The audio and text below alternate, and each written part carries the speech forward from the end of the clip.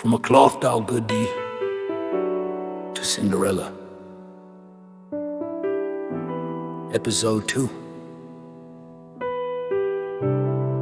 Grandmother did not wish to break her joy, but silently thought, that cloth doll was my very life. That's why I laid her to rest in the chest and always kept the key with me. Late at night, the child was once again playing with Cinderella when she suddenly called out, "Daddy, do you know? This is the very Cinderella who reached the royal palace wearing magical slippers." Grandmother quietly looked at her, kissed her cheek, and then whispered into her ear, "Yes, my child. But remember, in stories, shoes change in life. Feet are wounded. The cloth doll taught us love, Cinderella taught us dreams. But where do dreams stand without reality?" The child could not fully grasp her words, hugging Cinderella tightly. She laughed, said goodnight, and went off to sleep in her room. The next day, the school hosted its fancy dress show, and the little girl had barely slept the night before. When her mother finally woke her in the morning, the entire household gathered around her with affection and eager anticipation. Their hushed whispers made it clear. They longed to see her dressed as Cinderella before she left for school.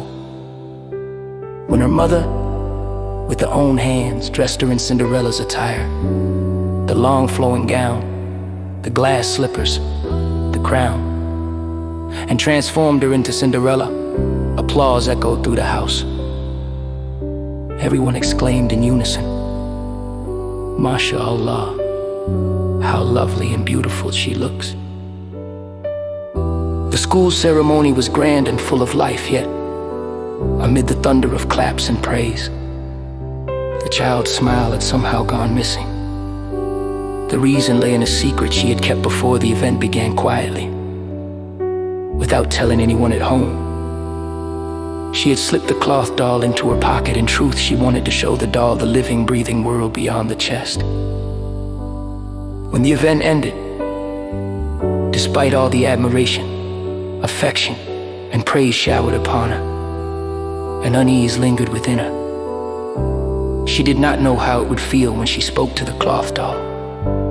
Her grandmother had told her that she and her doll used to talk to each other for hours.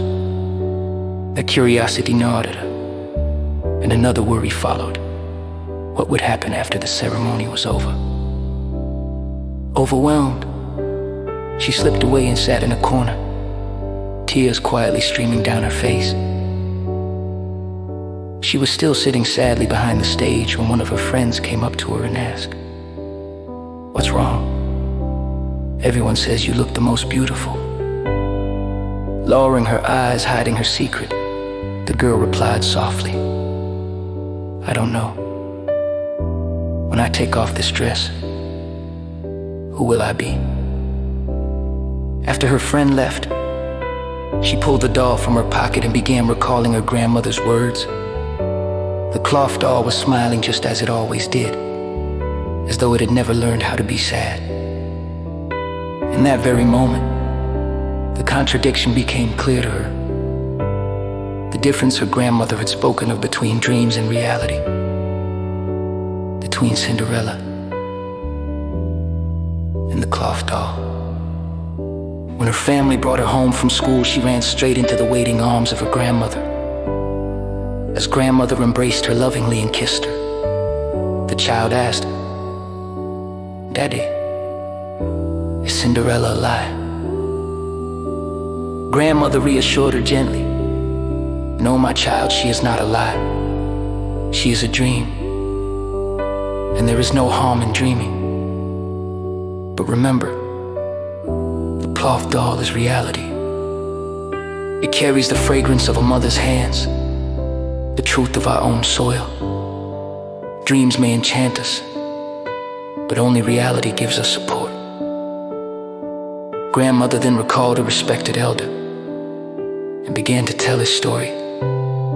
His late father was a tailor by profession, though his name was Actor. For reasons unknown, people lovingly called him Lala Saint. He never married and spent his life helping his parents at home. His speech was gentle, and he addressed everyone, young or old, with deep respect and affection.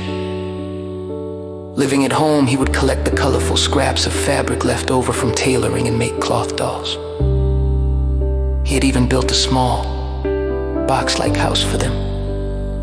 He treated guests with great hospitality, and upon request, would take them to see the dolls' home, where, unlike grandmother's doll, they appeared fully furnished and lively.